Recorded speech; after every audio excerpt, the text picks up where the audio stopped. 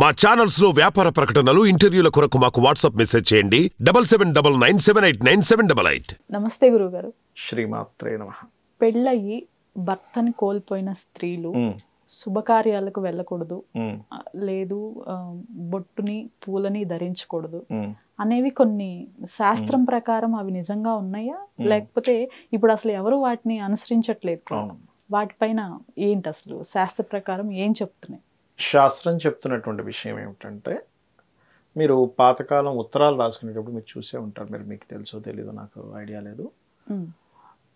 గంగా భాగీరథి సమానురాలైన అని చెప్పి రాసేవారు. ఎవరికైనా సరే భర్త చనిపోయిన వ్యక్తికి రాస్తే, ఆ స్త్రీమూర్తి కనుక ఒక ఉత్తరం రాస్తే, అంటే ఏమిటి, మన శాస్త్రాల్లో చెప్పింది ఏమిటంటే,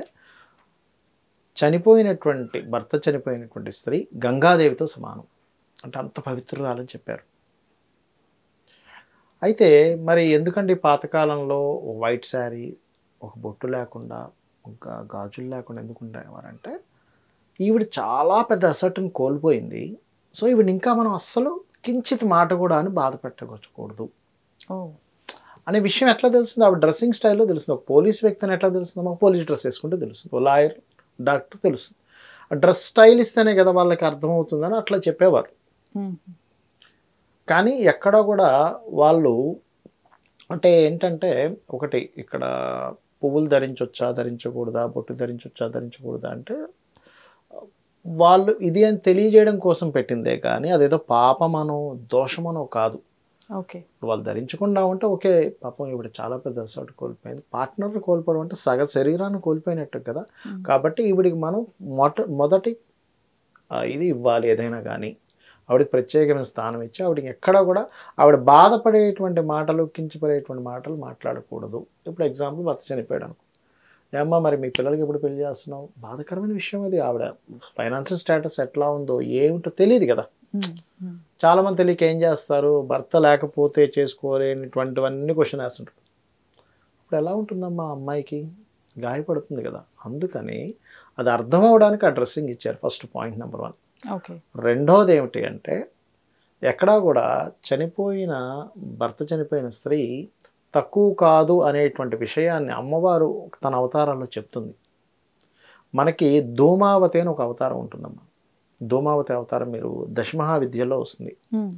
మనకి చిన్నమస్త, అదేవిధంగా కాళీ, ఇవన్నీ ఎలా ఉన్నాయి, ధూమావతి అవతారం ఉంటుంది. అందులో అమ్మవారి అవతారం ఎలా ఉంటుంది తెలుసా అమ్మ? విధవరాల అవతారం ఉంటుంది. తెల్లటి వస్త్రం, అది కూడా చినిగిన వస్త్రం, ఒక చాట, చీపురు, బొట్టే ఉండదు, విధవరాల అవతారంలాగే ఉంటుంది. అంటే దాని అర్థం ఏమిటంటే, నువ్వు అన్నిట్లోని అమ్మవారిని చూస్తున్నావు, ఇలా భర్త కోల్పోయిన దాంట్లో కూడా నేనున్నాను.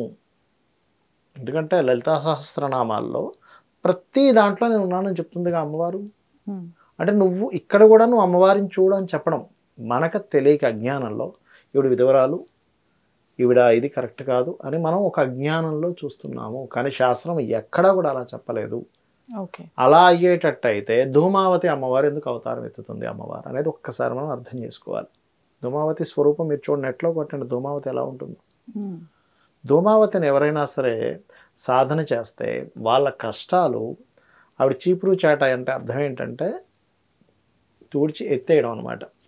అందుకే మనకి వాస్తులో కూడా చీపురు చాట ఎక్కడ పడితే అక్కడ పెట్టొద్దు అంటారు. ఆ ప్రాపర్టీస్ ఎత్తేస్తుంది. అందుకని అవి ఖర్చులు ఉండే ప్రదేశంలోని వాటిలో పెట్టమంటారు. ఆ ఖర్చులు తగ్గిపోతాయని. సౌత్ వెస్ట్లో పెట్టమని చెప్తారు, దక్షిణం నైరుతిలో పెట్టమని చెప్తారు. అయితే మరి ఈ శుభకార్యాలకి పిలవచ్చా పిలవకూడదా అంటే, పిలవచ్చమ్మా, తప్పేం కాదు. పిలవకూడదు అనేటువంటిది లేదు, గుర్తుపెట్టుకోండి. ఖచ్చితంగా పిలవచ్చు. అయితే ఏమిటంటే, అక్కడికి వెళ్ళిన తర్వాత ఎందుకు పిలవద్దు అంటారు కూడా రీజన్ చెప్తాను చూడండి. అక్కడికి వెళ్ళిన తర్వాత ఎవరు ఏ క్వశ్చన్స్ వేసి వాళ్ళని ఇబ్బంది పెడతారో, ఆల్రెడీ ఇంత కష్టంలో ఉన్న వ్యక్తికి ఇంకేదైనా ఇది అవుతుందేమో, లేకపోతే ఈవిడే అందరినీ చూసి బాధపడుతుందేమో. అందరూ చక్కగా చీరలు కట్టుకోవడం కానీ, చక్కటి గాజులు వేసుకోవడం కానీ, పువ్వులు అన్ని అలంకరణ చేసుకుంటారు. ఈవిడ అలంకరించుకోకుండా ఉండాలి. అంటే ఉండాలంటే ఎందుకు ఉండాలని చెప్పారంటే, ఈవిని బాధపడ్డదని చెప్పడానికి మాత్రమే. అదేదో పాపం అని చెప్పలేదు అక్కడ. పాపం వేరు, ఇది పాపాల్లో పంచమహా ఇవి ఉంటాయి. ఆ పాపాల్లో ఇదేం పాపమే కాదు అసలు. కాకపోతే నువ్వు అలా ఉంటే నిన్ను ఇంకెవరెవరైనా సరే అపార్థం చేసుకునే ఛాన్సెస్ ఉంటాయి. అపార్థం అంటే ఇన్ సెన్స్ నేను చెప్పే కోణం ఏంటంటే నిన్ను అనకూడని మాట ఏదైనా నిన్ను బాధ పెడితే ఇంకొంచెం, ఎందుకంటే స్త్రీ సహజంగానే ఎమోషన్స్, ఇందాక మనం ఒక ఎపిసోడ్లో చెప్పిన ఎమోషన్స్ మొత్తం కలిపితే ఒక స్త్రీ. అది భగవంతుడు క్రియేట్ చేయడం అలా క్రియేట్ చేశాడు. లేకపోతే పిల్లల్ని కానీ వాళ్ళని పోషించేది తల్లికి రాదు. చూడండి, ఇప్పుడు వివాహమై పిల్లలు కనక ముందు స్త్రీ ఒక రకంగా ఉంటుంది. అప్పటి వరకు అసలు పొద్దున్న మీరు ఇప్పుడున్న జనరేషన్ కనుక చూసుకుంటే 9 గంటల వరకు కూడా ఎవరు లేవట్లే. కానీ ఒకసారి వన్స్ వివాహం అయిపోయి పిల్లలు కనుక పుట్టాక చీమ చిటుకుమని నిద్రలేస్తుంది. ఎక్కడి నుంచి వచ్చింది? అది ఇన్బిల్ట్గానే లోపల ఉంది. లోపల ఉన్న ఇన్బిల్ట్గా ఉన్న తత్వం ఏంటంటే ఎమోషన్ ఎక్కువ. ఎక్కడైనా బాధపడుతుందేమో, వాళ్ళందరిని చూసి అనవసరంగా ఎక్కడైనా మనసు పాడు చేసుకుంటుందేమో, అరే నేను ఇలా బ్రతకలేకపోతున్నా నేను ఒక ఫీల్ అవుతుందేమో అనే కోణంలో నువ్వు వెళ్ళి అనవసరంగా అక్కడ మనసు పాడు చేసుకోకని చెప్పారు. కానీ వాళ్ళు ఏదో తక్కువ అని కానీ వాళ్ళని తీసి పడేసేయాలని కానీ ఎక్కడ శాస్త్రంలో లేదు. గంగా సమానురాలు అని చెప్పారంటేనే మనకు అర్థమవుతుంది కదా. చెప్పండి. శుభకార్యాలు వాటికి అటెండ్ అవ్వడం తప్పేం కాదమ్మా. అటెండ్ అవ్వడం అసలు తప్పేమి కాదు. అటెండ్ అయినా కూడా వీళ్ళని కొంచెం దూరంగా ఉంచడం అలా అంటే ఎందుకు అంటే ఏమీ లేదు, ఒక్కొక్క గ్రహం ద్వారా ఒక్కొక్క ఎనర్జీస్ అంటారు. ఒక్కొక్క ఎనర్జీస్ అంటుంటారు. వీళ్ళకి ఏంటంటే అంటే కొన్ని శుభకార్యాలకి వాళ్ళతో ప్రారంభించరు అనమాట సర్వసాధారణంగా. అంతేగాని అదేదో పాపమనో అలా ఏం కాదు. ఎందుకంటే అలా పాపమే అయితే వాళ్ళని గంగతో ఎందుకు పోలుస్తారని ఒక లాజిక్ పాయింట్ మనం పట్టుకోగలగాలి. అంతకుమించి ఏం లేదు. మీరు గమనించినట్లయితే మనకి నిమిత్త శాస్త్రాలు, శకున శాస్త్రాలు అని ఉంటాయి. అందులో మీరు గమనించినట్లయితే ఎవరైనా విధవరాలు వదిలేస్తే ఆగిపోతారు. మళ్ళీ బ్రాహ్మణులు వచ్చినా ఆగిపోతాం. ఎందుకు? మరి బ్రాహ్మణుడు కదండి అంటాం. ఎందుకు ఆగిపోతారు అంటే ఇక్కడ ఒంటి బ్రాహ్మణుడు రాకూడదు అంటాడు. బ్రాహ్మణుడు అంటే ఏంటంటే బ్రహ్మజ్ఞానము. బ్రహ్మజ్ఞానం అంటే అతను సింగిల్గా తిరగకూడదు, ఎప్పుడు ఎవరికోరు మంచి చెప్పాలని అర్థం. ఒంటి బ్రాహ్మణుడు ఎదురు రాకూడదు అంటారు. అంటే దాని అర్థం ఏమిటి? ఇతను సింగిల్గా తిరగడం కరెక్ట్ కాదు. ఈయన ఎప్పుడూ ఎవరికో ఒకరికి ఏదో ఒక జ్ఞానాన్ని అందించాలి.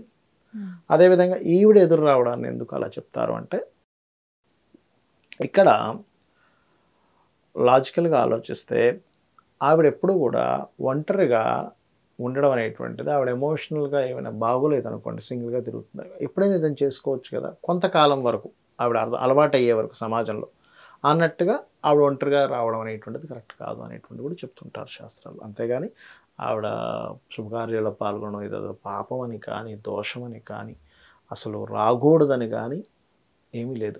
ఆవిడ ఫీల్ అవుతుందేమో, అయ్యో సమాజం మొత్తం ఇలా ఉంది, నేను ఇలా ఉన్నానేమో. ఎందుకంటే లోన్లీగా ఉంటుంది కదా, మరి లోన్లీగా ఉన్న పర్సన్ ఏదైనా చేసుకోవచ్చు, ఏ క్షణంలో ఏ దానికైనా పాల్పడవచ్చు. అందుకని అలా అవుతుందేమో అనేటువంటి భావనతో చెప్పారు. కానీ ఇవాళ రేపు ఎవరు అలా ఉండట్లేదు. అసలు పుణ్యస్త్రీలు అన్ని తీసేస్తున్నారు. వాళ్ళు తీయడం సంగతి ఉంది కదా, వాళ్ళు ఏముంది ఇంకక్కడ. కాబట్టి ఈ సమాజంలో ఇప్పుడేం మనం భయపడాల్సిన పని లేదు, ఎవరైనా ఎక్కడైనా వచ్చగలుగుతారు. నేను ఒక్కోసారి అయితే అరే ఈవిడికి భర్త చనిపోయింది అనుకున్న కేసులు ఉన్నాయి కొన్ని నేను చూసి. తీరా చూస్తే ఆ ఇంట్లో నుంచి అతను వస్తాడు, ఏమండి మా భర్త అంటాడు, మరి ఈవిడికి ఏంటి అన్నీ లేవు. నేను షాకు. అంటే నేను అయ్యయ్యో పాపం ఇంత చిన్న వయసులో భర్త చనిపోయాడు అనుకునేవాడిని నేను. మా ఫస్ట్ పిల్లలు వస్తారు, మా పిల్లలండి అంటారు, చూస్తే కాళ్ళకి మెట్లు ఉండవు ఏముండవు. అయ్యో పాపం ఇంత చిన్న వయసులో పాపం భర్త చనిపోయాడు, అయ్యో ఈశ్వరుడు ఎంత పని చేశాడు అనుకునేసరికి ఆ రూమ్ నుంచి వాళ్ళ ఆయన వస్తారు. ఎవరంటే మా ఆయన అండి అంటారు. ఇదేమిటి అని నేను అడగలేక ఉండలేక ఏమిటమ్మా ఇది అని మనసులో అనుకొని చాలా కేసులు ఉన్నాయి నాకు ఇలాంటి చూశాను. కానీ ఇది ఎంత వరకు కరెక్ట్ అంటారు? అది పూర్తిగా రాంగ్ అమ్మా. ఇప్పుడు కంప్లీట్ వెస్ట్రన్ కల్చర్ కి అలవాటు పడిపోయారు. కానీ ఇక్కడ మీరు అర్థం చేసుకోవాల్సింది ఏంటంటే, సరే నువ్వు వెస్ట్రన్ కల్చర్ని అడాప్ట్ చేసుకోగలిగితే పూర్తిగా అడాప్ట్ చేసుకో. వాళ్ళు ఏం చేస్తారు తెలుసా అమ్మ, కేవలం పిల్లల్ని వాళ్ళు పెద్ద అయ్యే వరకే వాళ్ళ బాధ్యతలు చూసుకుంటారు. 18 years వచ్చాయంటే మీరు అమెరికన్ కంట్రీస్లో 2 డ్రెస్సులు ఇచ్చి పంపించేస్తారు పిల్లల్ని. మీరు అలా చేయగలరా మీ పిల్లలకి? లేదు, మా పిల్లలు మా మునిమన వాళ్ళందరికీ సరిపోయేంత సంపాదించాలంటాడు. నువ్వు అలా ఉంటున్నావా? కేవలం ఏంటి నువ్వు డ్రెస్సింగ్ మాత్రం అడాప్ట్ చేసుకుంటా అంటే ఎట్లా? వెస్ట్రన్ కంట్రీస్లో 30% ట్యాక్స్ కడతాడు ప్రతి మనిషి. అక్కడ ఫ్రీ ఎడ్యుకేషన్, ఫ్రీ హాస్పిటల్ ఉంటుంది. నీకు ఇక్కడ ఉందా? అడాప్ట్ చేసుకుంటే పూర్తిగా అడాప్ట్ చేసుకో, సగం సగం అడాప్ట్ చేసుకుంటే నీకు నచ్చింది మాత్రం అడాప్ట్ చేసుకుంటావు, నీకు నచ్చింది మాత్రం అడాప్ట్ చేసుకోనంటే ఎట్లా? ధన్యవాదాలు గురుగారు. శ్రీమాత్రే నమః.